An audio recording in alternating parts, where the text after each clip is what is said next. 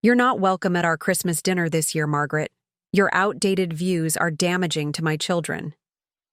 Those words from Rebecca's lips shattered something inside me. After 45 years as a respected pediatrician, after saving diligently to create better opportunities for my family, Rebecca hadn't even looked at it before delivering her verdict. She simply continued arranging Christmas decorations, barely glancing up as she crushed my place in my grandchildren's holiday with casual cruelty. What Rebecca didn't know, what neither she nor my son Jason realized, was that just yesterday I had finalized the paperwork establishing a $3.2 million educational trust fund for my grandchildren. My financial advisor Marion had suggested waiting to tell them, saying we should establish clear guidelines first. I had been on the fence, ready to share the news as a special Christmas surprise, until that moment. Until not welcome. The trust fund that would have secured their children's future. The money I had carefully grown over decades of disciplined saving and prudent investment would remain under my control. And I would make sure that Rebecca Winters learned exactly how much power an unwelcome influence could wield. I never planned to be wealthy. Richard and I started our medical practice in a small office above the hardware store in Mapleton, with nothing but student loans and determination. Those early years were lean, driving a secondhand station wagon, living in a modest 2-bedroom apartment until Jason was 10, working 60-hour weeks while somehow making time for school plays and little league games. But those struggles made us stronger, taught us to value every dollar, every opportunity. By the time Richard passed away 8 years ago from a sudden heart attack, our practice had grown into Mapleton Medical Partners with 17 physicians and a sterling reputation throughout 3 counties. I had spent 45 years building that legacy, watching modest paychecks grow into significant investments. My colleagues often suggested I retire earlier, enjoy the fruits of my labor, while I was still young enough to travel and pursue hobbies. But the truth was, the practice had become my identity, especially after Richard's death left me suddenly alone. Jason, our only child, had never shown interest in medicine. He preferred corporate finance, secure in the knowledge that his inheritance would always be there as a safety net. He married Rebecca right after graduate school, beautiful, ambitious Rebecca with her marketing degree and social media consulting business. I tried to love her like a daughter from the beginning. I overlooked the subtle digs about our quaint little town, her reluctance to visit unless it involved discussing their financial future, her insistence that modern parenting had moved beyond my outdated medical knowledge, despite my specialized training in pediatrics and decades of experience with thousands of children. When Olivia was born 7 years ago, something shifted in me. Holding that tiny bundle, I felt a love I hadn't experienced since Jason was born. The day they brought her home from the hospital, I showed up with homemade meals and offered to stay and help. "We've hired a night nurse, Margaret," Rebecca told me coolly. "We don't need you to exhaust yourself," but I persisted, finding ways to be present in my granddaughter's life. Then Ethan arrived 3 years later, and Rebecca's consulting business suddenly took off with several major clients. Suddenly, my presence wasn't just tolerated, it was needed. I adjusted my work schedule, cutting back to 3 days a week at the practice so I could take the children to preschool, prepare their meals, read them stories, and attend their activities. "We're so lucky to have you, Mom," Jason would say, kissing my cheek as he rushed out the door at 6:30 a.m., briefcase in hand. But the truth was, I felt lucky to have them. Being with Olivia and Ethan filled the Richard-shaped hole in my life. I loved watching Olivia's face light up when she mastered a new piano piece, or seeing Ethan's concentration as he built elaborate structures with his building blocks. I treasured our after-school walks through Riverside Park, collecting colored leaves and inventing stories about the people we passed. I never asked for payment. The idea seemed absurd. These were my grandchildren, not a job. Besides, I had more money than I could spend in 2 lifetimes, especially since I still lived in the same 4-bedroom colonial Richard and I had purchased 30 years ago. Last year, when my practice partner Sandra retired early due to health concerns, I received another windfall. She had no children and had always treated me like family. She sold me her partnership share at well below market value. Overnight, my already comfortable net worth nearly doubled. "You need to make some decisions about estate planning," Thomas Grayson, our family attorney, told me during a meeting shortly after. "With assets of this magnitude, you should consider establishing formal trusts for Olivia and Ethan."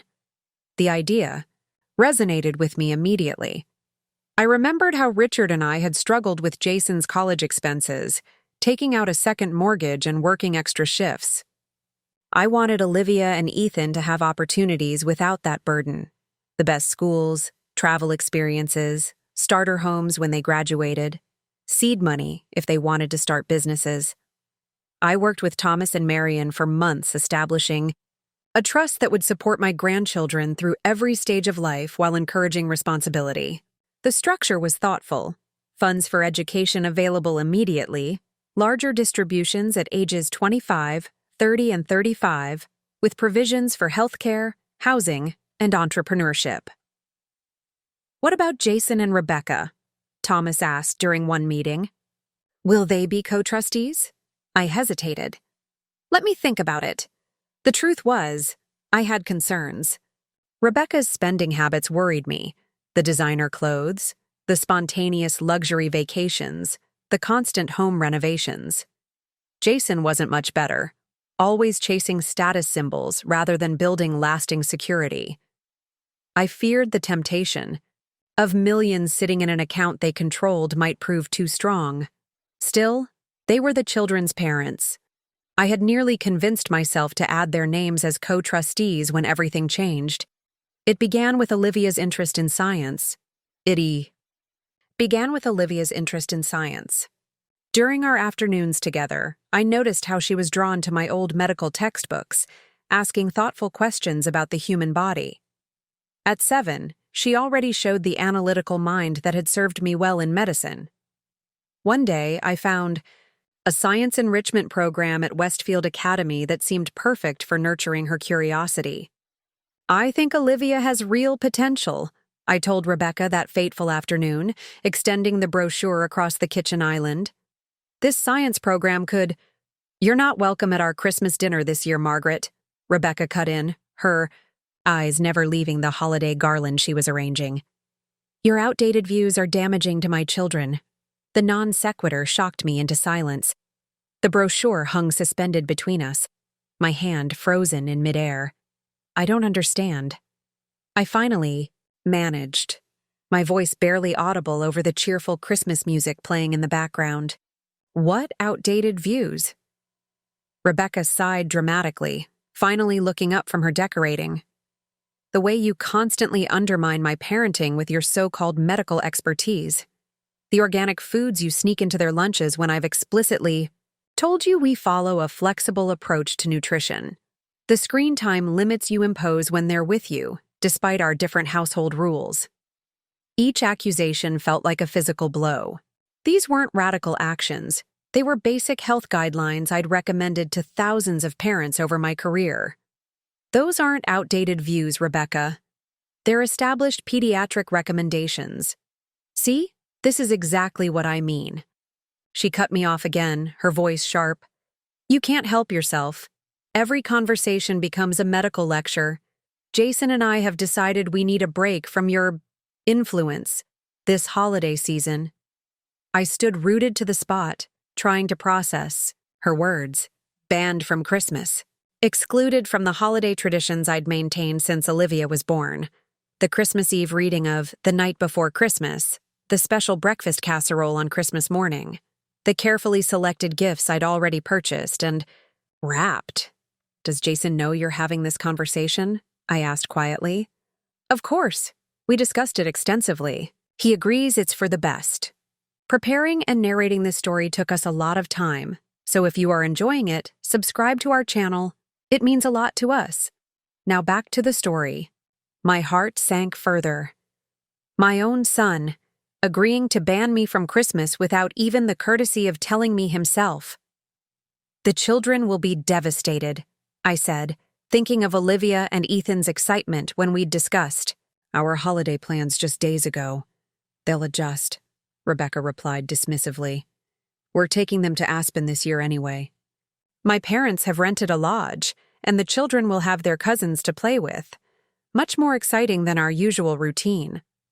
The casual cruelty of her words left me speechless. Our usual routine, the traditions I had lovingly created and maintained, dismissed as something easily replaced by a luxury vacation with Rebecca's family. I gathered my purse and the rejected brochure with trembling hands. "I should go." "We'll arrange for you to see the children sometime after the new year," Rebecca called after me, already returning to her decorating, once everyone's had some space. Walking out of their house that day, the crisp December air stinging my cheeks, I made a decision. The trust fund that would have secured their children's future, the one I had planned to announce as a Christmas surprise, would remain under my exclusive control. And I would reconsider every aspect of how that money would be distributed and managed. I never planned on using financial resources as leverage. In all my years as a mother and grandmother, I had believed that love and time were the most valuable currencies in family relationships. But Rebecca's calculated exclusion had shifted something fundamental in my understanding of my place in their lives. I drove home in a daze, barely registering the festive decorations lining Mapleton's Main Street. The colonial I had shared with Richard felt particularly empty that evening, the Christmas tree in the front window a painful reminder of the family gathering that would now happen without me. I called Marian, my financial advisor, immediately. "I need to revisit the trust documents," I told her, my voice steadier than I expected. "Some significant changes are necessary." "The paperwork was just finalized yesterday," Marian reminded me. "Are you certain you want to reopen this so quickly?" "Absolutely certain," I replied, recounting my conversation with Rebecca. Marian was silent for a moment.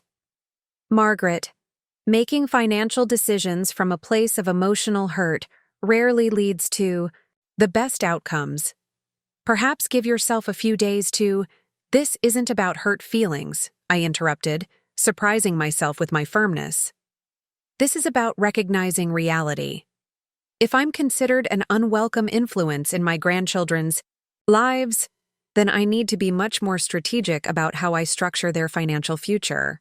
That night, I pulled out the family photo albums, tracing my finger over images of Jason growing up. His first bike ride without training wheels, high school graduation, wedding day. When had my bright, kind-hearted boy become someone who would allow his mother to be banned from Christmas dinner without even a phone call?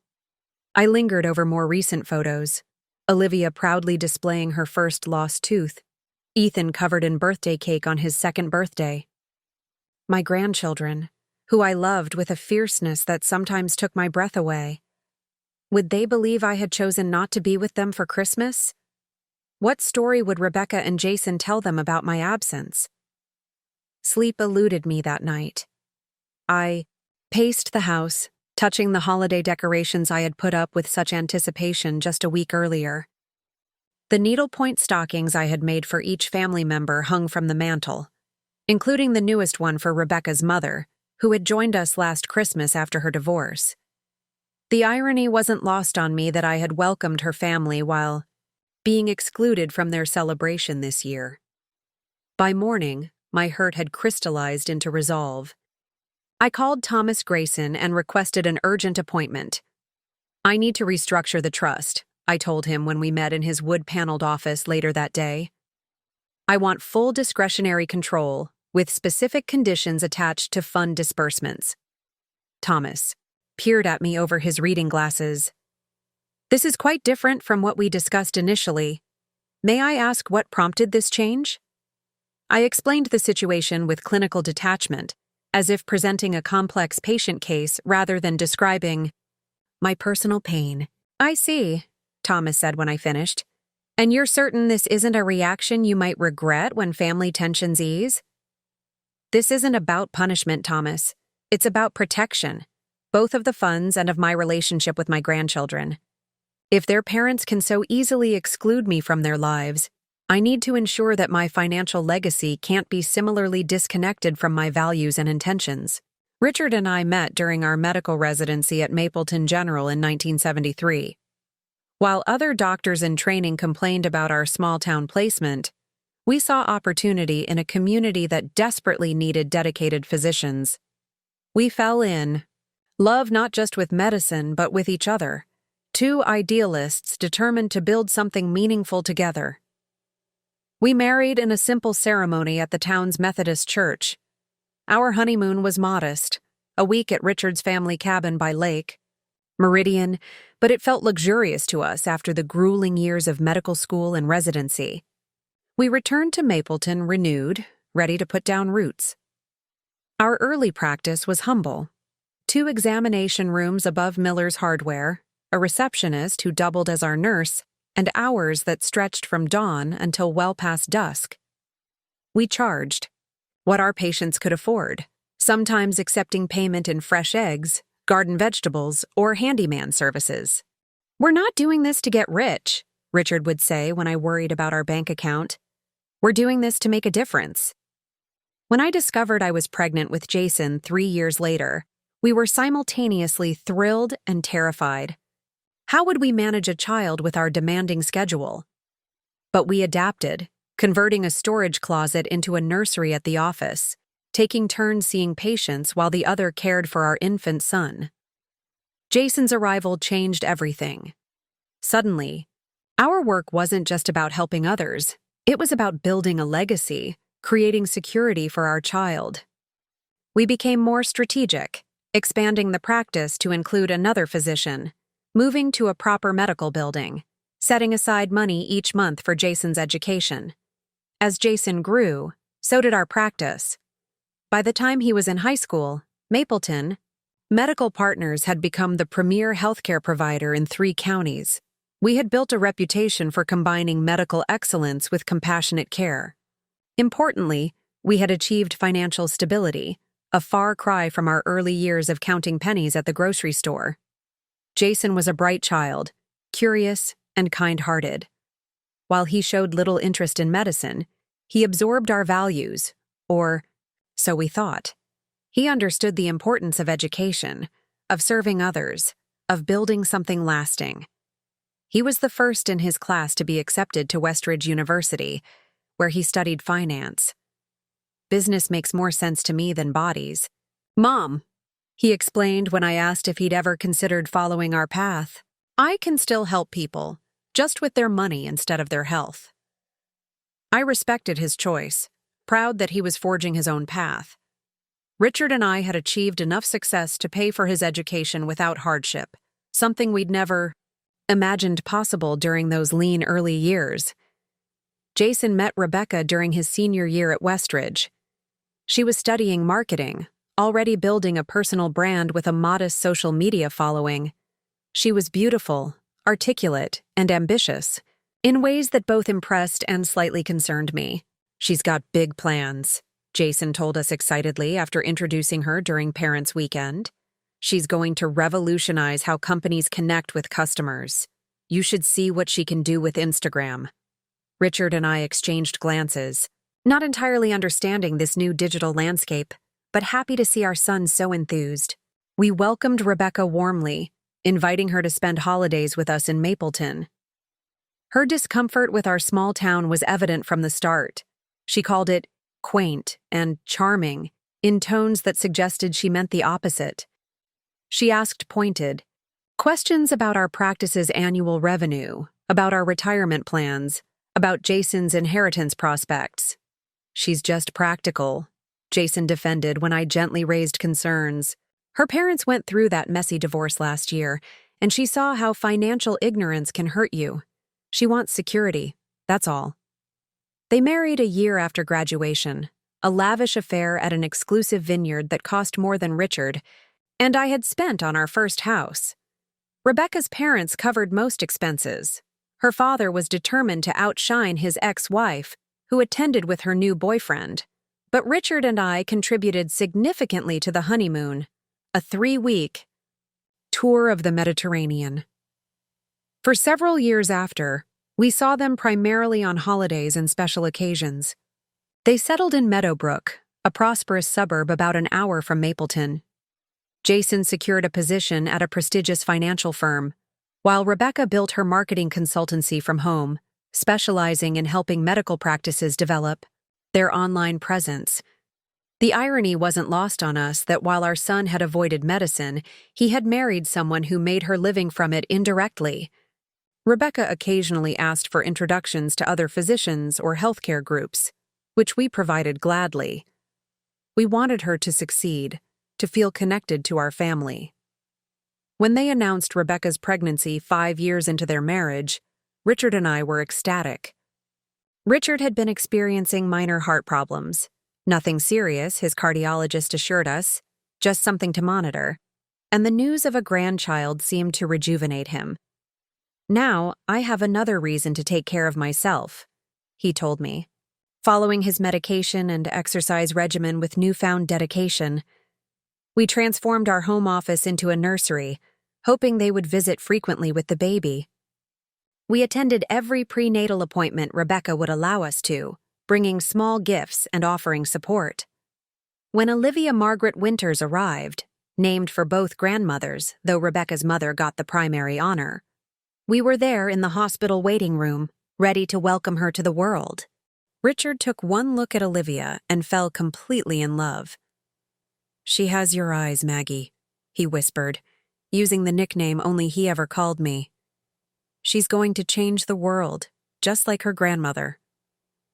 Those first 2 years with Olivia were some of our happiest. Jason and Rebecca were building their careers, so they readily accepted our offers to babysit. Every moment with our granddaughter was precious. Richard taught himself to make organic baby food, researching the latest nutritional guidelines for infants with the same intensity he'd once applied to medical journals. Then, without warning, Richard collapsed while mowing the lawn on a mild spring day. A massive heart attack, gone before the ambulance arrived. One moment, my partner of 37 years was there, humming as he pushed the mower across our front yard. The next, he was gone, leaving me alone in the life we'd built together. Jason was devastated, having lost not just his father, but his financial advisor and role model. Rebecca was 7 months pregnant with Ethan at the time, and in her grief, she seemed to draw closer to me. For a brief period, there was a genuine warmth between us as we navigated this shared loss. After Ethan was born, named Richard in the middle though they never used it, I threw myself into being the best grandmother possible. I wanted these children to know the values their grandfather had embodied: generosity, integrity, compassion, and hard work. I wanted them to understand the legacy he had helped create, not just in material terms, but in the difference we'd made. In countless lives. "You're spoiling them," Rebecca would sometimes say when I arrived with educational toys or books instead of the trendy items she preferred. "I'm investing in them," I would correct her gently. Just like Richard and I always invested in Jason. As the children grew and Rebecca's business expanded, our arrangement evolved. What began as occasional babysitting became more structured, childcare, with me adjusting my own professional life to accommodate their needs. By the time Ethan started preschool, I had reduced my practice hours significantly, prioritizing my role as grandmother above my identity as physician for the first time in my career. The shift in our relationship happened so gradually, I barely noticed it at first. Small comments from Rebecca about how I handled the children, subtle rescheduling of my time with them, questions about my outdated medical opinions that grew increasingly dismissive. The American Academy of Pediatrics recommends limiting screen time to 1 hour per day for Olivia's age group, I explained one afternoon when Rebecca questioned why I hadn't allowed Olivia to watch videos during our time together. "That's so. Old school, Margaret," Rebecca replied, scrolling through her own phone. "All the parenting influencers I follow say screen time quality matters more than quantity. Besides, these educational apps are teaching her coding skills she'll need in the future." I bit my tongue, resisting the urge to point out that at 7, Olivia needed imaginative play and human interaction far more than coding. This was the new pattern. My 4 decades of pediatric experience dismissed as old school in favor of Rebecca's preferred parenting influencers, most of whom had marketing backgrounds rather than child development expertise. Jason, when present, for these exchanges would offer an uncomfortable smile but rarely intervened. The son who had once proudly told his college roommates that his mother was the best pediatrician in 3 counties, now deferred to his wife's judgment in all matters related to child rearing. "Mom's just trying to help," he'd occasionally offer, after Rebecca left the room. "I know," I'd respond, swallowing my hurt. "I just want what's best for the children." As the months passed, these small tensions accumulated. Rebecca began scheduling activities during my regular days with the children without consulting me. Dance lessons, play dates, children's yoga. Suddenly, my Tuesday and Thursday afternoons with them were fractured by commitments I hadn't been informed about. "Oh, did I forget to mention Olivia has piano at 4 today?" Rebecca would say, feigning forgetfulness. "You'll need to have her back by 3:30 so I can take her. Unless that's too complicated for you, I could always ask my mother to step in." Each schedule change carried the same subtle message. My time with the children was disposable, subject to Rebecca's priorities. Each mention of her mother, Charlotte, now a frequent visitor since her divorce, served as a reminder that I was just one of multiple grandparents, easily replaceable. Charlotte's increased presence created another layer of tension. Unlike me, she embraced Rebecca's parenting philosophy completely, never questioning screen time or nutrition choices. She brought the trendy toys I avoided, spoke enthusiastically about the latest parenting apps Rebecca recommended, and frequently coordinated matching social media outfits with her daughter and grandchildren. "Mom and I are starting a family lifestyle blog," Rebecca announced during a Sunday dinner at their home. "Charlotte & Co., Modern Multi-Generational Living. We already have 3 sponsorship offers from children's clothing brands." "How wonderful," I replied automatically, though something in me ached at this public celebration of their bond, one that pointedly excluded me. "You could participate too, Margaret," Charlotte offered with practiced generosity. "We could feature a traditional grandparenting segment occasionally." Traditional. The word hung in the air like an indictment. In Charlotte's world, in Rebecca's world, my evidence-based approaches to child health and development were reduced to quaint relics, occasionally useful for contrast, but not to be taken seriously. I declined as graciously as possible, explaining that patient confidentiality made me uncomfortable with social media exposure. The truth was more complicated. I couldn't bear to participate in something that packaged my grandchildren's childhood as content, that valued their experiences primarily as marketing opportunities. This fundamental disagreement about how children should be raised privately with boundaries or publicly with brand partnerships became an increasing source of conflict. When I expressed concern about Olivia's photos appearing in sponsored posts, Rebecca was indignant. "This is how modern families create security, Margaret. These partnerships are part of Olivia and Ethan's college funds. While you were building your practice the old-fashioned way, the world changed. Social capital is real capital now."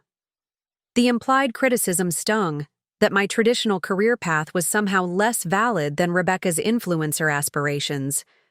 What she didn't know, what I hadn't yet shared, was that Richard and I had already secured our grandchildren's educational future through decades of careful saving and investment.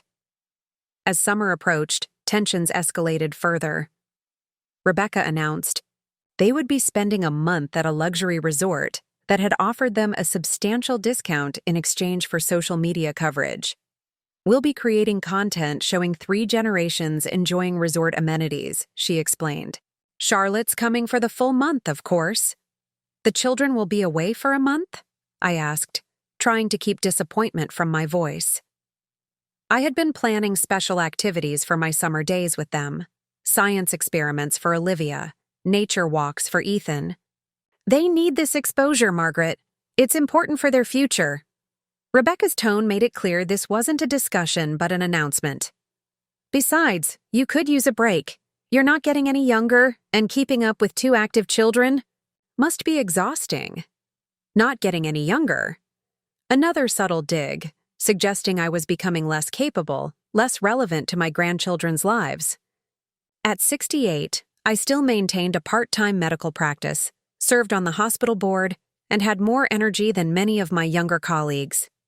Age was becoming another weapon in Rebecca's arsenal, a way to question my competence without stating it directly. The resort month stretched to 6 weeks. When they returned, Olivia and Ethan were different. More interested in material possessions, more focused on how activities would look in photos, less present in the moment. Olivia, once curious about everything, now asked repeatedly if we could just watch videos during our time together. Ethan, previously content with simple pleasures like feeding ducks at the park, now compared my modest home unfavorably to the resort's elaborate facilities. "Grandma, why is your house so small?" he asked innocently one afternoon. "Mommy says we could fit your whole first floor in their master suite." I smiled through the hurt, gently redirecting him to our cookie baking project. Later, alone in the kitchen Richard and I had renovated together 20 years earlier. The kitchen where we'd taught Jason to make his first pancakes. I allowed myself a moment of grief. Not just for the subtle undermining of my relationship with my grandchildren, but for how material values were being prioritized over the legacy Richard and I had tried to build. When school resumed in September, Rebecca implemented another change. My regular days with the children would now be spent driving them to various after-school activities rather than at my home. "They need structure, Margaret. All successful children have heavily scheduled lives now. It's how they develop competitive advantages for college applications. College applications. For a 7-year-old and a 4-year-old. The pressure being placed on these small children troubled me deeply, both as a grandmother and as a pediatrician. I had seen the rising anxiety levels in my young patients, the stress-related symptoms appearing in elementary-age children, the loss of crucial, unstructured playtime. Children also need downtime, I ventured carefully. Recent studies show that overscheduling can actually— "We're not having this discussion again," Rebecca interrupted sharply. "Jason and I have made our decisions about the children's activities. If driving them doesn't work for you, we can find alternative arrangements." The threat was clear. Accept these terms or lose time with my grandchildren entirely. I acquiesced, spending my Tuesday and Thursday afternoons as an unpaid chauffeur, watching Olivia and Ethan rush from one enrichment activity to another too, exhausted from meaningful interaction by day's end. It was during one of these hectic afternoons, waiting in the car while Olivia attended her coding class— yes, coding for a 7-year-old, that I made a decision. If my role had been reduced to that of driver and financial resource, then I needed to be much more intentional about how my resources were structured to benefit my grandchildren in meaningful ways. I called Marion from the parking lot. "I'd like to move forward with establishing that educational trust we discussed," I told her, "but with very specific parameters about how the funds can be used." That night, I reviewed Richard's and my financial documents, assessing exactly what resources we had built over our decades of work. The numbers surprised even me. Our modest medical practice, prudent investments, and Richard's life insurance had created significant wealth. Wealth that could either facilitate Rebecca's vision of success for my grandchildren or provide them with alternative options and values. For the first time, I began to see my financial resources not just as a gift to provide, but as a responsibility to steward, a final opportunity to influence the values my grandchildren would carry into adulthood. The science enrichment program at Westfield Academy was exactly what Olivia needed. Small classes taught by actual scientists, hands-on experiments rather than memorization, and an approach that encouraged questioning rather than just absorbing information. When I discovered it, I felt a surge of hope. This program aligned perfectly with Olivia's natural curiosity and might provide a counterbalance to the Instagram-worthy but intellectually shallow activities that increasingly filled her schedule. I carefully reviewed the brochure, noting that the winter session would begin in January, after the holidays, and would meet on Saturday mornings, avoiding conflict with Rebecca's carefully orchestrated weekday activities. The cost was substantial but easily within my means. Most importantly, the program emphasized collaboration over competition, learning for its own sake rather than for external validation, values Richard and I had always prioritized. The morning after Rebecca banned me from Christmas dinner, I sat in Thomas Grayson's office, the rejected Westfield Academy brochure still in my purse, discussing the trust restructuring with a clarity that surprised even me. I want to establish 3 separate components, I explained. First, an educational trust that will cover tuition from kindergarten through graduate school, but with specific requirements about school selection based on educational philosophy rather than prestige. Thomas made notes, nodding for me to continue.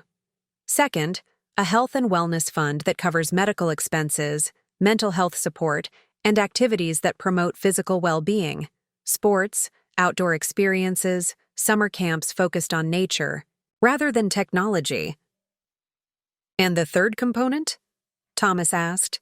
A delayed inheritance that becomes available in stages, age 25, 30, and 35, with each distribution contingent on demonstrated financial literacy and evidence of community service. Thomas set down his pen. Margaret, these are very specific parameters. May I ask what's driving this structured approach?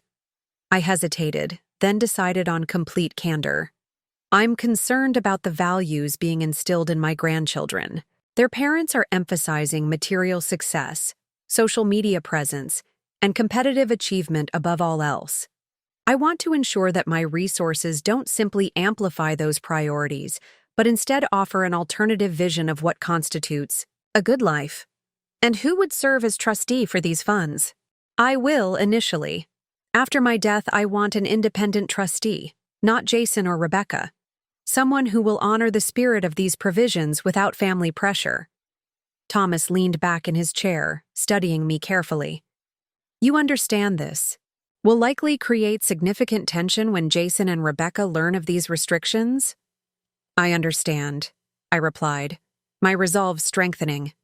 But these funds are my legacy to my grandchildren, not a blank check to their parents. If I'm to be excluded from family celebrations for my outdated views, then I need to ensure those views, the importance of education for its own sake, of health beyond appearance, of service to others, are preserved in the structure of my giving. That afternoon, I visited Marian at her financial advisory office. She greeted me warmly, but her expression turned concerned as I outlined the trust modifications I'd discussed with Thomas. Margaret, are you certain this is the right approach? These restrictions could be perceived as trying to control your family from beyond the grave. It's not control, it's clarity, I corrected her. I worked for these resources. Richard worked for them. We did so with specific values and intentions. I'm simply ensuring those intentions are honored. Marian nodded slowly. When do you plan to inform Jason and Rebecca about the trust? The question gave me pause. My initial instinct after being banned from Christmas had been to withhold the information indefinitely, a petty revenge I couldn't quite justify even in my hurt. But neither did I want to share this news while wounds were still raw, when it might appear to be manipulation rather than planning. After the holidays, I decided. They've made it clear they need space from me right now. I'll respect that, while finalizing these arrangements. In January, I'll present the completed trust as a thoughtful plan for the children's future, not as a reaction to current tensions. Marian seemed relieved by this measured approach. We spent the next hour reviewing specific investments to fund each component of the trust, selecting options aligned with my values. Companies with strong environmental and social responsibility, records, healthcare innovations improving access for underserved communities, educational technology focused on critical thinking rather than test preparation. As I left Marian's office, I felt a weight lift from my shoulders. For the first time, since Rebecca's devastating announcement, I had a path forward that honored both my hurt and my hopes. I had reclaimed agency in a situation where I'd felt powerless. Driving home through Mapleton's town square, now festively decorated for the holidays, I noticed families gathered for the annual tree lighting ceremony. Parents held children on shoulders, grandparents dispensed hot chocolate from thermoses, teenagers clustered in good-natured groups. The intergenerational tapestry of community life unfolded exactly as it should. The sight brought unexpected tears to my eyes. This was what I wanted for Olivia and Ethan, a sense of belonging to something larger than social media metrics and achievement milestones, a life rich in relationships, traditions, and purpose. I pulled over, unable to continue driving through, my tears. The reality of spending Christmas without my grandchildren hit me fully for the first time. No Christmas Eve reading, no watching their faces as they opened the carefully selected gifts already wrapped and hidden in my guest room closet. No sharing the special breakfast casserole Richard had created when Jason was a child. Rebecca hadn't just taken away a dinner. She'd severed a precious thread of continuity, of family history passing from one generation to the next. Perhaps that had been the point all along, to replace our family's modest traditions with her more photogenic, sponsor-friendly alternatives. When I finally arrived home, there was a message on my answering machine from Jason. "Hi, Mom." His voice sounded strained. "Just checking that you got Rebecca's message about Christmas. I know it's a change from our usual plans, but Aspen will be good for the kids, exposure to new experiences and all that. We'll figure out something after the new year, okay? Love you." Not an apology, not even an acknowledgement of what this change might mean to me, just an awkward justification and a vague promise of something later. The son who had once made me handmade Mother's Day cards pledging eternal gratitude couldn't even summon the courage to have this conversation in person. That evening, I wrote 3 letters, one to Jason, one to Olivia, and one to Ethan. In Jason's, I expressed my hurt, but also my enduring love, my willingness to work through this painful time, and my hope for reconciliation. I explained the trust I was establishing, its components and restrictions, and my reasons for structuring it as I had. "These aren't punitive measures," I wrote, "but reflections of the values your father and I tried to instill in you. The importance of education beyond credentials, of health beyond appearance, of contribution beyond consumption. I hope that, in time, you'll recognize these provisions as acts of love, not control." For Olivia and Ethan, I wrote simpler letters, to be given to them when they were old enough to understand. I shared stories about their grandfather, about Jason as a child, about our family's history of service to the community. I explained that while circumstances might sometimes keep us physically apart, they were always carried in my heart. "True wealth," I wrote to them, "isn't measured in possessions or followers or achievements. It's found in curiosity that never dies, in kindness freely given, in work that helps others, and in the courage to stand by your convictions even when it's difficult." After sealing the letters, I made one more decision. I wouldn't wait until January to enroll Olivia in the Westfield Academy Science program. I would register her immediately, paying the full year's tuition in advance. Not as a Christmas gift, Rebecca would surely reject that, but as a separate opportunity that would be presented to them after the holidays. If Rebecca and Jason accepted, Olivia would gain access to exactly the kind of educational experience she deserved. If they refused out of pride or control, that rejection would further clarify the need for the trust restrictions I was putting in place. Either way, I had taken my stand, not in anger or revenge, but in conviction. The outdated views that had gotten me banned from Christmas dinner were the very values I most wanted my grandchildren to inherit: intellectual curiosity, personal integrity, and the courage to choose substance over appearance. For the first time since walking out of Jason and Rebecca's beautifully decorated home, I felt something like peace. Whatever came next, reconciliation or further estrangement, I had honored Richard's memory and our shared vision for family legacy in the most meaningful way possible. The weeks before Christmas passed in a blur of paperwork and purpose. I worked with Thomas to finalize the trust documents, met with Marion to arrange the funding transfers, and formally enrolled Olivia in the Westfield Academy Science program starting in January. Each signature, each decision brought a sense of reclaiming control in a situation where I had felt powerless. What I hadn't anticipated was how empty my home would feel without holiday preparations for the children. No need to bake Richard's famous gingerbread cookies that Ethan loved. No reason to hang the special ornaments I'd been collecting for Olivia since her birth.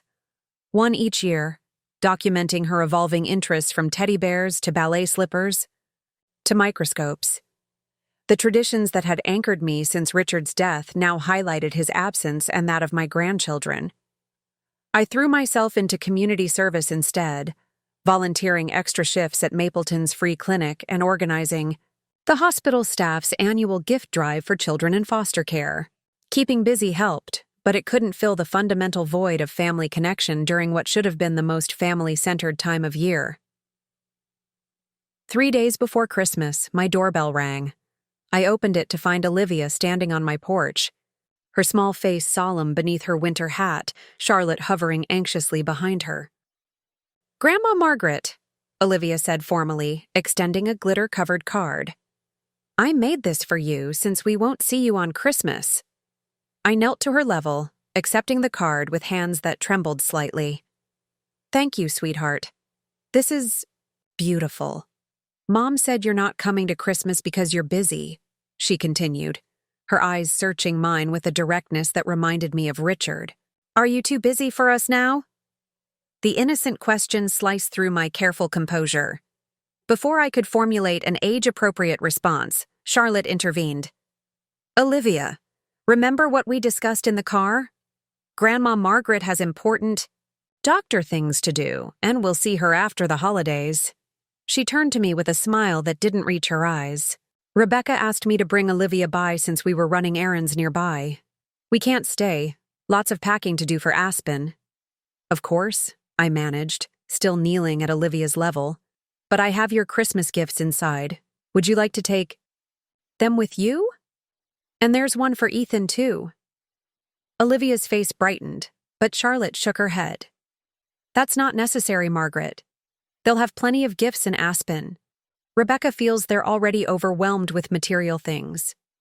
The irony of Rebecca, whose Instagram regularly featured sponsored children's products, suddenly concerned about materialism, might have been amusing in other circumstances. Now it just underscored my exclusion from their lives. "They're not extravagant," I assured Charlotte. "Just books and a science kit for Olivia, a building set for Ethan. Things to engage their minds." Charlotte hesitated, clearly uncomfortable. "Well, I suppose that would be fine. But we really can't stay." I retrieved the carefully wrapped packages from under my tree, handling them to Olivia with a smile I hoped concealed my breaking heart. "These are from Grandpa Richard, too," I told her softly. "He would be so proud of what a thoughtful girl you've become." Olivia's small arms wrapped around my neck in a fierce hug. "I wish you were coming to Christmas," she whispered. "Who will read The Night Before Christmas with all the funny voices?"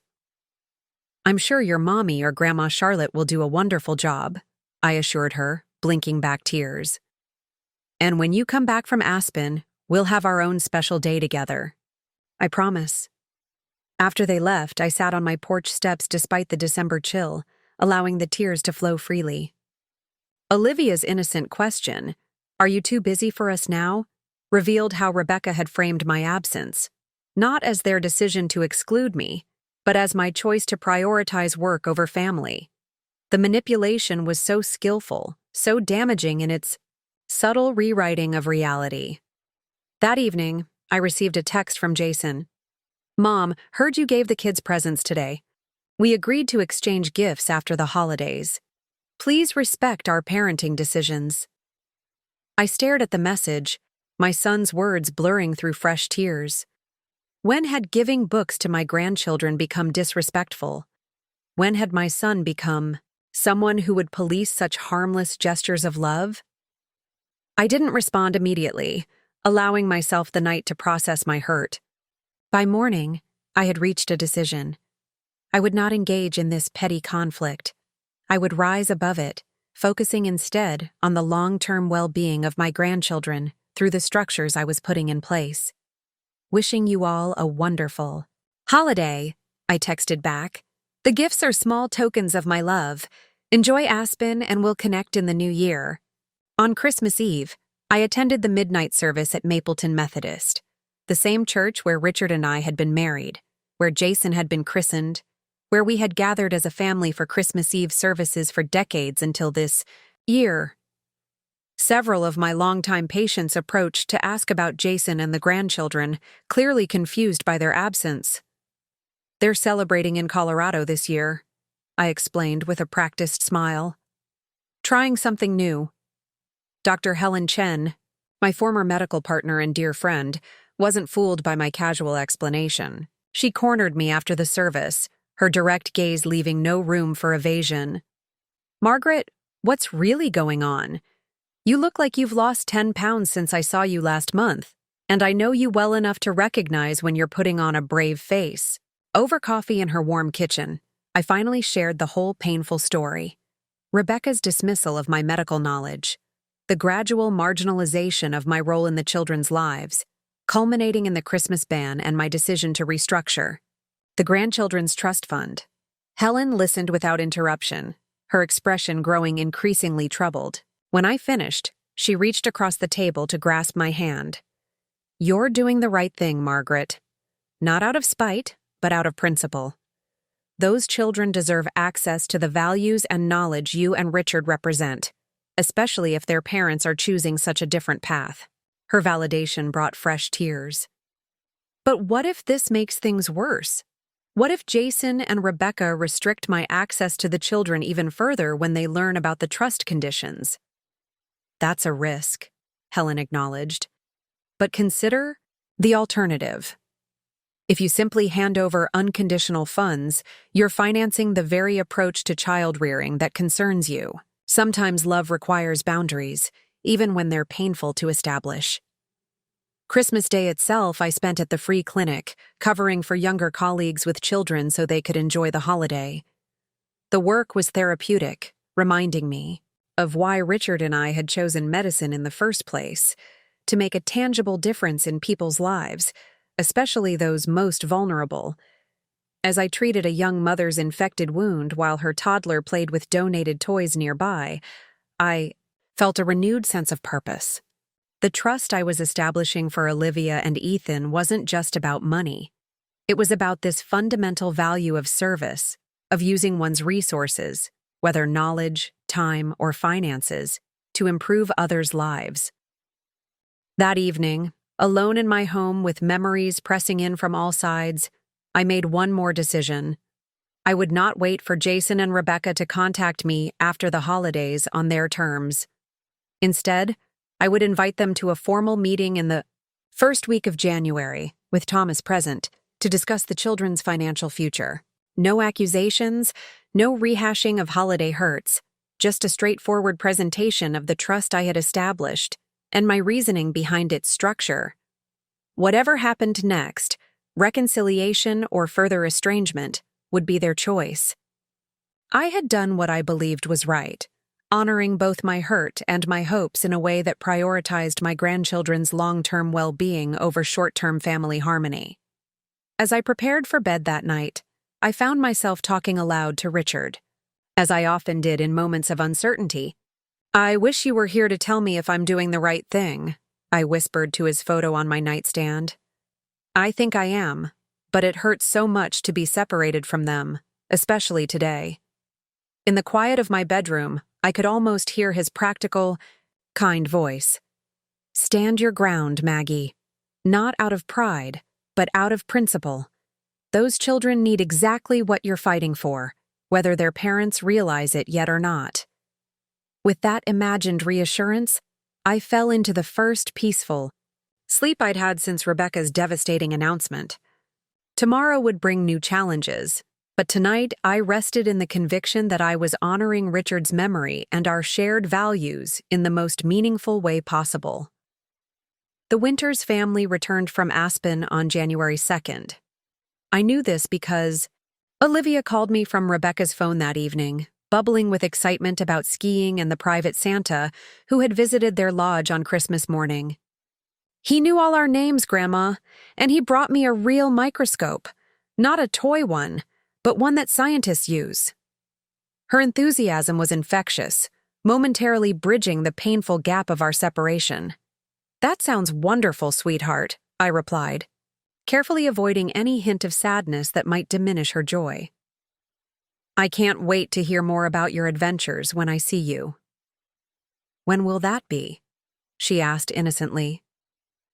"Mommy said maybe next week, but she says that a lot." Before I could respond, I heard Rebecca's voice in the background, followed by the muffled sounds of the phone changing hands. "Margaret, we just got back and things are chaotic here," Rebecca said briskly. "We'll be in touch about scheduling something soon." The line went dead before I could even say goodbye. I sat with the silent phone in my hand, Olivia's innocent observation echoing in my mind. "Mommy said maybe next week, but she says that a lot." Even a 7-year-old recognized the pattern of delayed promises regarding time with me. That conversation strengthened my resolve. The next morning, I called Jason at his office, bypassing Rebecca entirely. "I'd like to schedule a meeting with you and Rebecca to discuss something important," I said when he answered. "It concerns Olivia and Ethan's future." Jason sounded wary. "Is this about Christmas? Because that decision was made jointly, Mom. Rebecca didn't—" "This isn't about Christmas," I interrupted, keeping my voice level. "It's about financial planning I've put in place for the children. Thomas Grayson will be present to explain the legal details." The mention of Thomas and the implication of legal matters changed Jason's tone immediately. "What kind of financial planning?" he asked, professional interest overriding family tension. I'd prefer to discuss it in person, with Rebecca present as well. "Thomas has availability this Friday at 4 p.m. Would that work for you both?" After a brief hesitation, Jason agreed. I could hear the curiosity in his voice, the financial advisor in him intrigued despite our personal strain. "We'll be there." The meeting was set for Thomas's office, neutral territory that would help maintain professional boundaries around what I anticipated would be an emotional conversation. I arrived early, reviewing the trust documents one final time with Thomas before Jason and Rebecca arrived.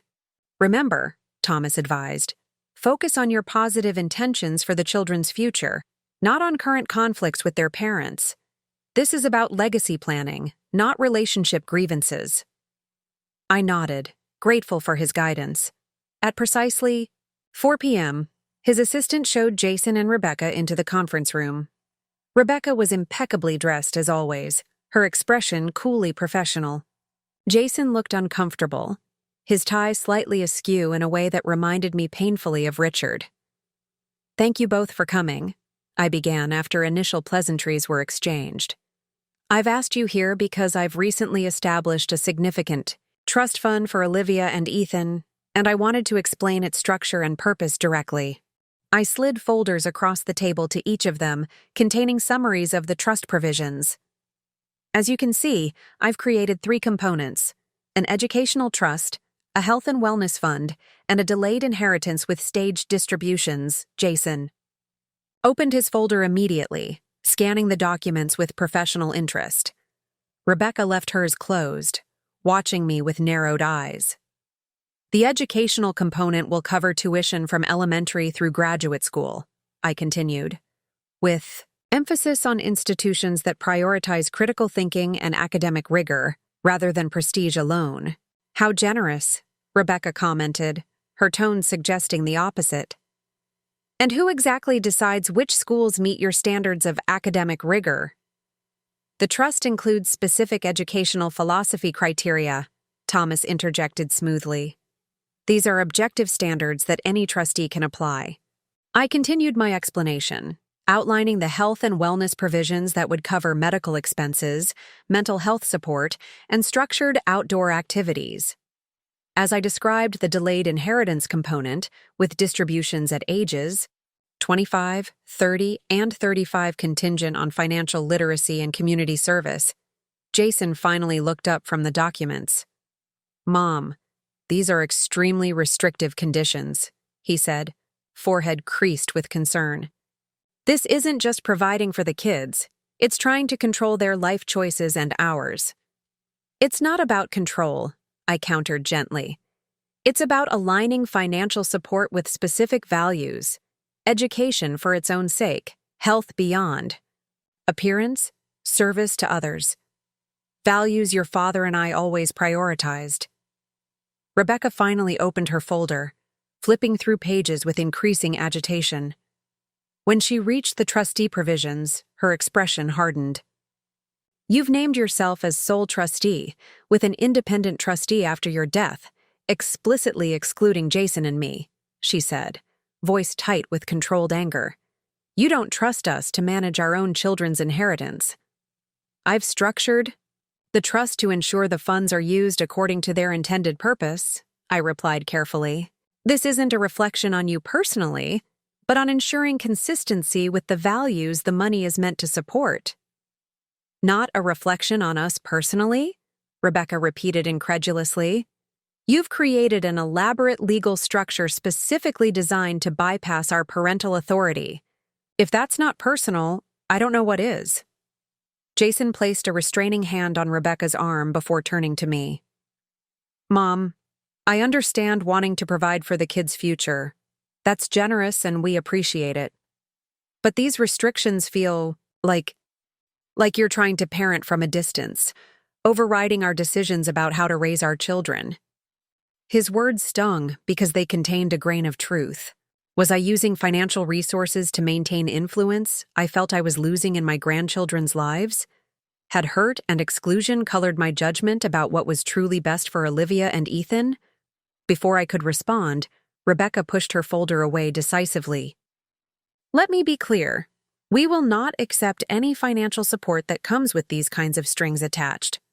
Our children are not pawns in whatever point you're trying to make about your disapproval of our parenting." "This isn't about disapproval," I insisted, feeling the conversation spiraling away from the constructive discussion I'd hoped for. "It's about ensuring certain opportunities remain available to Olivia and Ethan regardless of other circumstances." "Such as whether they continue to have a relationship with you?" Rebecca asked pointedly. "Is that what this is really about? Financial leverage to force access on your terms?" "Of course not," I replied, genuinely shocked by the accusation. "The trust exists regardless of my personal relationship with the children. It's about their future, not about my present role in their lives." Jason sighed heavily, running a hand through his hair in that gesture so reminiscent of Richard. "Mom, you've put us in an impossible position. You're essentially asking us to choose between accepting financial support that undermines our parental authority or rejecting resources that could benefit our children." "That's not my intention," I said, feeling the meeting slipping further from my control. "I simply want to ensure that certain values your father and I built our lives around, remain accessible to Olivia and Ethan as they grow." "Along with implying we don't share those values," Rebecca interjected. Thomas cleared his throat, intervening with professional calm. "Perhaps it would be helpful to focus on the substantial benefits this trust provides to Olivia and Ethan. The educational provisions alone represent significant financial security in an era of rising tuition costs." Rebecca turned to him with cool precision. "Mr. Grayson, can this trust be contested?" Thomas hesitated, glancing at me before responding. "Any legal document can technically be challenged, but Dr. Winters established this trust with sound mind and clear intent. The provisions are unusual but not unprecedented." "We'll need to review these documents with our own attorney," Jason said, closing his folder. "This is obviously more complicated than a simple gift to our children." As they prepared to leave, I made one last attempt to salvage the conversation. I've also enrolled Olivia in the Science Enrichment Program at Westfield Academy, starting this Saturday. It's already paid for through the Educational Trust, and it aligns perfectly with her interests. This announcement, which I had hoped might serve as a positive, concrete example of how the trust could benefit Olivia, instead became the final flashpoint. "You enrolled our daughter in a program without consulting us?" Rebecca's voice was dangerously quiet. "After being explicitly told that we make the educational decisions for our children." "It's an exceptional program," I explained hastily. "Just Saturday mornings. No conflict with her other activities." "That's not the point," Jason interrupted, his expression a mixture of disappointment and anger I'd rarely seen directed at me. "You've overstepped, Mom. First with this trust, now with unilateral decisions about Olivia's activities. This isn't how family relationships work." They left shortly after, Rebecca coldly civil, Jason clearly troubled. As the door closed behind them, I turned to Thomas with a sense of despair. "That couldn't have gone worse," I said quietly. Thomas gathered the remaining documents thoughtfully. "Actually, it went about as expected for an initial discussion of this nature. These are difficult conversations, Margaret. They challenge family dynamics and parental authority in sensitive ways." "What happens now?" I asked. "They'll consult their attorney, who will confirm what I told them. The trust is legally sound, if unconventional. Then they'll have a choice to make. Work within the structure you've created or reject it entirely." As I drove home through familiar Mapleton streets, I wondered if I had made a terrible mistake. If in trying to preserve certain values for my grandchildren, I had instead jeopardized my relationship with them entirely. The weight of that possibility sat heavy on my heart, a burden even heavier than the Christmas separation had been. 3 days passed with no word from Jason or Rebecca. I busied myself with work at the clinic, taking extra shifts to fill the hours that might otherwise be consumed by worry. On Saturday morning, when Olivia should have been attending her first session at Westfield Academy, I found myself checking my phone repeatedly, hoping for some indication of their decision. By Sunday evening, I could bear the silence no longer. I called Jason's cell phone, prepared for Rebecca to intercept the call, but to my surprise, my son answered directly. "Mom," he said simply, his tone giving nothing away. "Jason, I've been hoping to hear from you." I kept my voice deliberately calm. I wanted to know if Olivia attended the program yesterday. A heavy sigh came through the line. "No, she didn't. Rebecca and I decided it wouldn't be appropriate, given the circumstances." My heart sank for Olivia, who would have thrived in that environment of scientific exploration. "I understand that you're upset about how I approached this," I said carefully. "But please don't let that affect opportunities that could benefit Olivia." "This isn't just about being upset, Mom." Jason's voice grew firmer. "It's about fundamental boundaries. You can't make unilateral decisions about our children's activities, regardless of your intentions." "You're right," I conceded, surprising, both of us with my agreement. "I should have consulted you first about the program, and I apologize for that overreach. But the trust itself is different. It's my responsibility to structure my estate planning in a way that reflects my values." There was a long pause before Jason spoke again. "Rebecca wants to contest the trust. She's already spoken with an attorney who specializes in family estate disputes." The news wasn't unexpected, but it still landed like a physical blow. "That would be unfortunate," I said finally. "Legal battles are expensive, divisive, and rarely in anyone's best interest, especially the children's." "I know." Jason sounded tired. "I've told her the same thing. The lawyer confirmed what Grayson said. The trust is unusual, but legally sound. Fighting it would be costly with limited chances of success." A small spark of hope ignited at this. Pragmatic assessment. Jason had always been practical about financial matters, even as a child carefully saving his allowance while his friends spent theirs immediately. So where does that leave us? I asked. Honestly, I don't know. Another heavy sigh came through the line. Rebecca is still furious. She sees this as a direct challenge to our parenting choices and values. And what do you see it as? I ventured, realizing I hadn't heard my son's unfiltered perspective. Jason was quiet so long, I wondered if the connection had been lost. Finally, he spoke in a voice that reminded me of the thoughtful boy he'd once been. I see it as you trying to preserve Dad's legacy in the only way you felt you could. I don't agree with how you've done it, but I understand the impulse. His insight, so close to my own private thoughts, brought unexpected tears to my eyes. He would have wanted certain opportunities for them, I said softly. Experiences that develop character, not just resumes. I remember, Mom. Jason's voice gentled. I remember the camping trips where Dad taught me to leave nature better than I found it. The weekends volunteering at the clinic. The dinner table conversations about making a difference rather than just making money. This glimpse of shared memory, of values recognized if not fully embraced, offered a fragile bridge across the chasm that had formed between us. Would you and Rebecca be willing to meet again? I asked. Not with attorneys this time, just family. Perhaps we could find some middle ground about how the trust operates. I might be willing, Jason said carefully, but I can't speak for Rebecca. She feels very strongly about this. I understand, but please consider it. For Olivia and Ethan's sake, they shouldn't have to choose between financial security and family harmony. After we hung up, I sat in my quiet home, processing the conversation. For the first time since being banned from Christmas dinner, I felt a tentative hope that reconciliation might be possible, at least with Jason.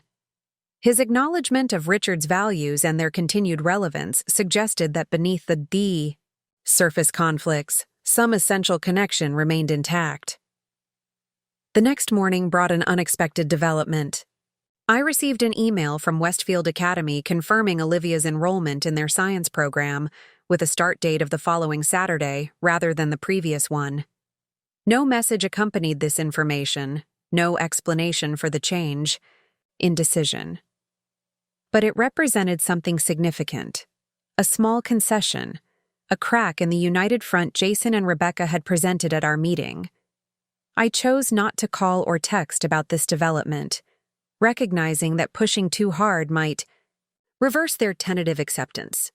Instead, I sent a simple gift to Olivia, a child's lab coat with her name embroidered on the pocket, accompanied by a card expressing my hope that she would enjoy exploring science.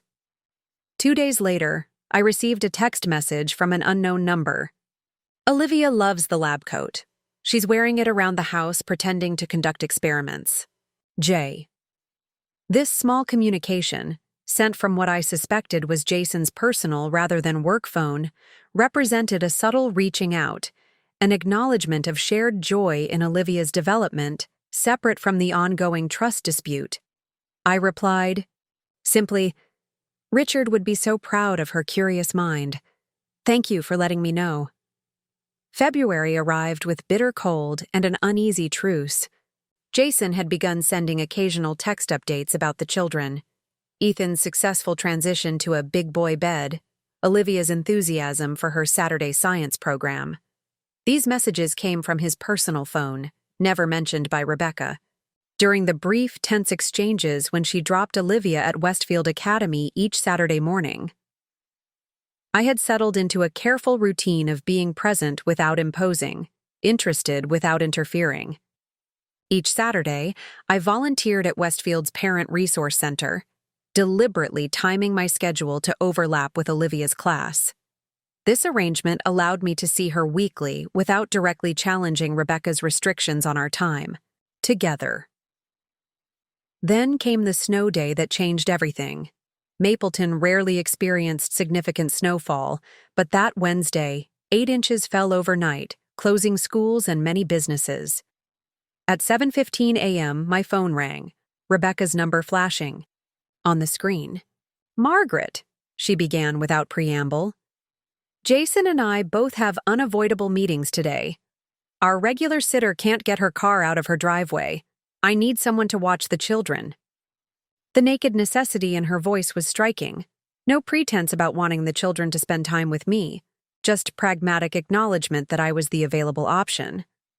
Of course, I replied, keeping my tone neutral. I can be there in 20 minutes. When I arrived, Rebecca was already dressed for her meeting, frantically preparing the children's breakfast while fielding emails on her phone. She barely looked up as I entered. Emergency numbers are on the fridge. Ethan needs his antibiotic at noon. He's getting over an ear infection. Olivia has homework in her backpack that should be completed. I'll be back around 4. She was gone in a flurry of expensive perfume and clicking heels before I could respond, leaving me alone with my grandchildren for the first time in nearly 2 months. Grandma! Ethan launched himself at my legs, his small arms wrapping around my knees. Did you bring your doctor bag? My ear was hurting, but it's better now. Olivia approached more cautiously, her expression serious. Are you staying all day? I am, I confirmed, kneeling to their level, and I thought we might make snow ice cream later if you'd like. Their enthusiasm was immediate and uncomplicated, the wary distance I'd feared completely absent. Whatever tensions existed between the adults, the children's affection remained unchanged.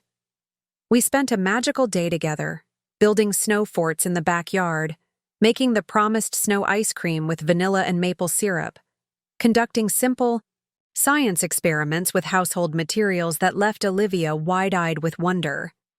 By mid-afternoon, Ethan was curled against me for his nap, his warm weight against my side a physical reminder of what I'd been missing. As I sat there, stroking his soft hair while Olivia quietly read beside me, I realized something profound. The trust fund dispute, while important, was secondary to these moments of connection. I had become so focused on securing their financial future that I'd risked losing sight of their emotional present. When Rebecca returned, flushed from her successful meeting, she found us in the living room surrounded by construction paper snowflakes, the children animatedly recounting our day's adventures. For a brief moment, as she took in the scene of domestic harmony, something in her carefully maintained facade seemed to crack. You made snow ice cream? She asked, an unexpected note of wistfulness in her voice. My grandmother used to make that with me when I was little. The simple statement revealed more than she likely intended, a glimpse of the child she had been, the traditions she too had valued. In that moment, I saw Rebecca not as my adversary, but as someone shaped by her own family history, her own losses and gains. The recipe's simple, I said gently. I'd be happy to share it. The snow day opened, a narrow door between our two worlds. The following week, I received a text from Rebecca herself, not Jason, asking if I could take the children for a few hours on Saturday after Olivia's science program. We have a commitment we can't reschedule, she wrote, the request free of both warmth and hostility. These Saturday afternoons gradually became regular occurrences. I was careful not to overstep, focusing on activities the children enjoyed rather than attempting to directly counter their parents' values. When Olivia mentioned her mother's new lifestyle blog featuring family fashion, I helped her create a special outfit for an upcoming photo shoot. When Ethan talked about the tablet games Rebecca allowed, I showed interest rather than judgment. By mid-March, these carefully neutral interactions had evolved into something more substantial. Rebecca began lingering when she picked up the children, accepting a cup of tea, commenting on Olivia's scientific progress with what seemed like genuine pride. During one such afternoon, while the children played in the yard, she unexpectedly broached the subject we had both been avoiding. Jason tells me you two have been texting, she said, studying her teacup intently. Just updates about the children, I confirmed cautiously. Nothing you wouldn't be aware of. Rebecca nodded, still, not meeting my eyes. He thinks we should reconsider our position on the trust. I kept my expression neutral despite my racing heart. And what do you think? I think, she began, then paused, seeming to choose her words with unusual care. I think we got off on the wrong foot with this whole situation. It wasn't quite an olive branch, but it wasn't continued warfare either. I seized the opening. I never intended the trust as a criticism of your parenting, I said quietly. It was meant to secure certain opportunities for Olivia and Ethan, regardless of circumstances. By circumstances, you mean us, Rebecca responded, a flash of her former defensiveness returning. I mean any circumstances, I clarified. Financial changes, educational trends, health challenges. Life is unpredictable. The trust is designed to provide stability amid that unpredictability. Rebecca was silent for a long moment, watching the children through the window. Ethan was attempting to teach his sister a complicated hand-clapping game, his face scrunched in concentration. My parents never saved anything for my education, she said finally, her voice softer than I'd ever heard it. When they divorced, what little they had went to lawyers. I worked through college, took out loans, built my business from nothing. I wanted better for my children. This glimpse into her history illuminated so much about her ambition, her emphasis on financial success, her determination to provide security for her children. That's admirable, I said sincerely. You've overcome significant obstacles. But you still don't approve of how we're raising them, she stated flatly. I considered my response carefully, recognizing the fragility of this moment. I believe we want the same fundamental things for them: security, opportunity, happiness. We might prioritize different paths to those goals, but the destination is shared. Rebecca finally met my gaze directly. Jason suggested a compromise.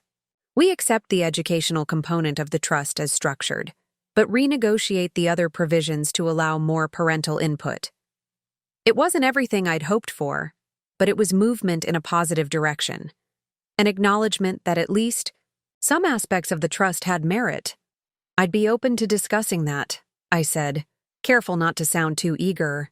Perhaps we could meet with Thomas again, this time with a focus on finding common ground. As she gathered the children to leave, Rebecca paused at the door. We still want them to go to Aspen for Christmas, she said, almost defiantly. It's important to my parents, especially my father. I nodded, accepting this boundary while appreciating the implied invitation for other holidays. I understand. There's always Thanksgiving, Easter, ordinary weekends. Something like relief flickered across her face. Yes, she agreed. There are many other days in the year. The meeting with Thomas was scheduled for early April, giving all parties time to reflect on what compromise might look like. In the interim, my relationship with the children continued to strengthen through regular Saturday visits. Jason began joining us occasionally, at first just for pickup but eventually staying for dinner, sometimes bringing Rebecca along. These family meals were initially awkward, conversation carefully restricted to safe topics, the children's activities, community events, Jason's work projects. Over time, however, authentic moments emerged. Shared laughter over Ethan's mispronunciations, mutual pride in Olivia's first science fair ribbon, reminiscences about Jason's childhood that Rebecca hadn't heard before. One evening as we cleared the dinner dishes, Rebecca surprised me by asking about Richard's medical practice. Jason says you and his father built it from nothing. That must have been challenging. Especially in the beginning, I acknowledged, telling her stories of our early struggles that I'd never thought would interest her. To my surprise, she listened, intently, asking thoughtful questions about patient relationships and community healthcare disparities. It's not so different from building a client base in consulting, she observed. The trust factor, the word-of-mouth reputation, the long hours. This unexpected connection, finding common ground in our professional experiences despite the generational and philosophical differences, created a foundation for the more difficult conversations to come. When we finally gathered in Thomas's office, The atmosphere was noticeably different from our first meeting. Instead of adversaries across a table, we sat in a conversational grouping of chairs, the formal conference room replaced by Thomas's more comfortable private office. "I understand we're here to discuss potential modifications to the trust," Thomas began, setting a collaborative tone. Jason took the lead, surprising me with his preparation. "We've reviewed the trust provisions carefully. The educational component makes sense, establishing dedicated funds for schooling from kindergarten through graduate school, if they choose that path. We accept that portion as structured." Rebecca nodded her agreement. "The science program has been transformative for Olivia. If similar opportunities are what you envision for their education, we support that approach." This concession, their first formal acceptance of any part of the trust, felt like a significant breakthrough. I expressed my appreciation, careful not to sound triumphant. "Regarding the Health and Wellness Fund," Jason continued, "we propose adjusting it to include a broader range of activities while maintaining the focus on physical and mental well-being." "What kinds of activities are you thinking of?" I asked, genuinely curious. "Dance classes for Olivia," Rebecca offered. "She's expressed interest, and while it's certainly physically beneficial, it might not meet the current definitions in the trust." "Team sports for Ethan eventually," Jason added. "The trust emphasizes outdoor and individual activities, but we think the social aspect of team participation is equally valuable." These were reasonable expansions that preserved the core purpose of promoting health while acknowledging the children's individual interests.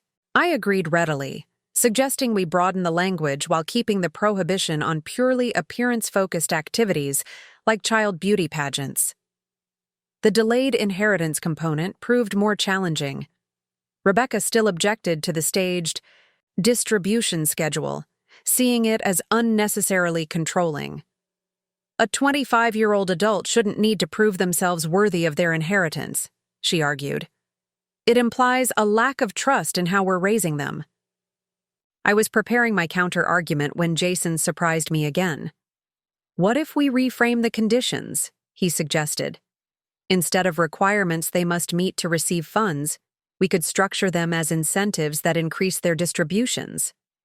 For example, the base distribution happens at 25 regardless, but completing financial literacy education or demonstrating community service increases the amount by a set percentage." This reframing, from requirements to incentives, preserved the values I wanted to encourage while respecting the children's and their parents' autonomy. It was an elegant solution that allowed everyone to feel their concerns had been addressed.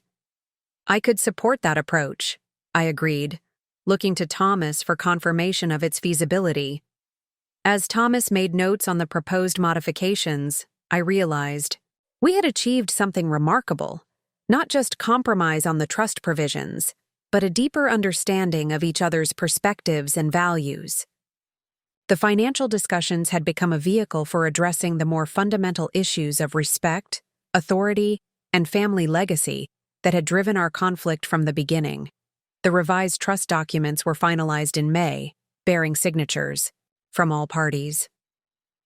What had begun as a painful exclusion at Christmas had evolved into something unexpected, a framework not just for the children's financial future, but for our family's renewed relationship. The most profound changes, however, weren't captured in legal language. They emerged in small moments that accumulated over the following months. Rebecca calling for my medical opinion when Ethan developed a persistent cough, Jason reviving the tradition of Sunday dinners at my home once a month, Olivia proudly showing me her science journal entries each week. In June, Rebecca surprised me with an invitation to help plan Olivia's 8th birthday party. "We're thinking of a science theme," she explained, "and since that connection came through you, we thought you might have ideas." Together, we created an afternoon of age-appropriate experiments, microscope stations, and laboratory refreshments. Watching Rebecca document the event for her social media followers, I noticed something significant. She was focusing on Olivia's engagement and learning, not just aesthetically pleasing moments for her audience. The response has been amazing, she told me later, scrolling through comments. Parents are asking for experiment details, book recommendations. This educational content resonates much more than the usual party posts. This subtle shift in Rebecca's approach to sharing family moments online reflected a broader recalibration in all our perspectives. She began exploring educational content creation alongside her fashion and lifestyle posts. Jason initiated conversations about balancing achievement with personal fulfillment. I became more thoughtful about respecting their parental boundaries while still offering my experience where appropriate. By Thanksgiving, my first major holiday back in the family circle, we had established a new equilibrium. Not perfect harmony, but a functional relationship built on clearer communication and mutual respect. As we gathered around my dining table, the candles illuminating faces I loved, Jason raised his glass in an unexpected toast. To Mom, who taught me that standing by your principles isn't always easy, but it's always worthwhile. And to Dad, whose values continue to guide this family, though in ways we're still discovering. Rebecca added her own acknowledgement, and to different perspectives finding common ground. Later, helping me with dishes while the children played. In the living room, Rebecca offered one more insight. You know, I resented that trust at first, saw it as a judgment on our parenting. Now I understand it was never about control, it was about continuity. Ensuring that certain values remained available to the children even as circumstances change. Her understanding, so precisely matching my original intention, felt like the most meaningful gift possible. That's exactly right, I agreed quietly. Some legacies aren't measured in dollars, but in the values they represent. As we rejoined the others, watching Olivia teach Ethan a game Richard had created for Jason decades earlier, I felt my late husband's presence strongly. We had built this family on principles of integrity, compassion, and service. Values that had weathered a difficult season but emerged intact, perhaps even strengthened by having been consciously examined and reclaimed, sometimes being excluded. From Christmas dinner can lead to unexpected gifts, the opportunity to clarify what truly matters, to rebuild relationships on foundations of genuine understanding, and to ensure that the most meaningful inheritances are transmitted not just through legal documents but through hearts reconnected in love. Up next, you've got 2 more standout stories right on your screen. If this one hit the mark, you won't want to pass these up. Just click and check them out. And don't forget to subscribe and turn on the notification bell so you don't miss any upload from us.